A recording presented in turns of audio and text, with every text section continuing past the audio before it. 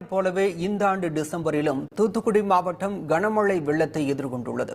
தூத்துக்குடி மாவட்ட ஆட்சியர் அலுவலகத்தையும் வெள்ளம் சூழ்ந்திருக்கிறது.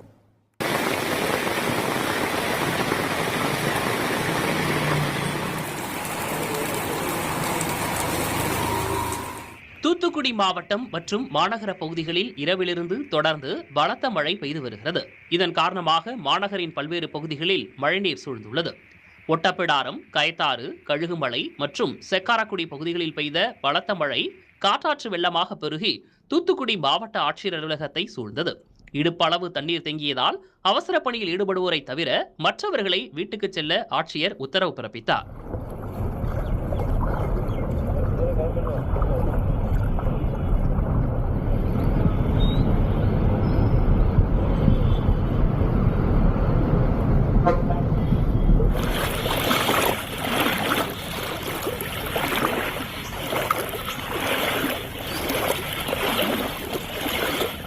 ஏற்கனவே தூத்துக்குடி மாநகர பகுதியான பிஎன்டி காலனி மேற்கு மற்றும் முத்தம்மாள் காலனி, ரஹமத் நகர் உள்ளிட்ட பல்வேறு பகுதிகளில் குடியிருப்புகளை மழைநீர் சூழ்ந்துள்ளது.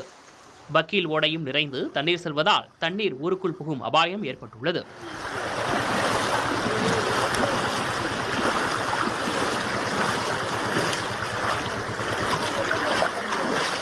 தாமிரபரணி ஆற்றில் மிக முக்கிய பாலமாக பார்க்கப்படும் ஏரல் உயர்மட்ட பாலம் கடந்த வருடம் டிசம்பர் மாதம் பெய்த மழை வெள்ளத்தின் போது சேதமடைந்தது.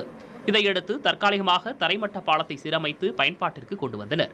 வெள்ளிக்கிழமை மாலை முதல் தரைமட்ட பாலத்தின் மேல் தண்ணீர் சென்றதால் தற்காலிகமாக போக்குவரத்து நிறுத்தப்பட்டது. இரண்டாவது நாளாக சுமார் 3 அடி உயரத்திற்கு தண்ணீர் சீறி பாய்வதால் போக்குவரத்து முற்றிலும் துண்டிக்கப்பட்டுள்ளது.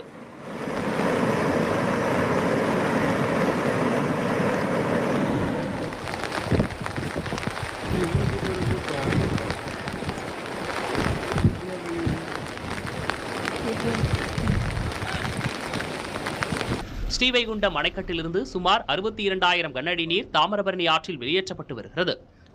உப்பாற்று ஓடையில் சுமார் 12,000 கனஅடி நீர் உபரியாக வெளியேற்றப்பட்டு வருகிறது.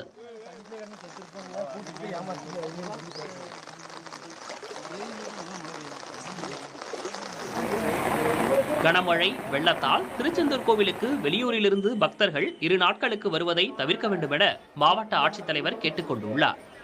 புதிய தலைமுறைக்காக ஒளிப்பதிவாளர் மணிராஜுடன் செய்தியாளர் ராஜன்.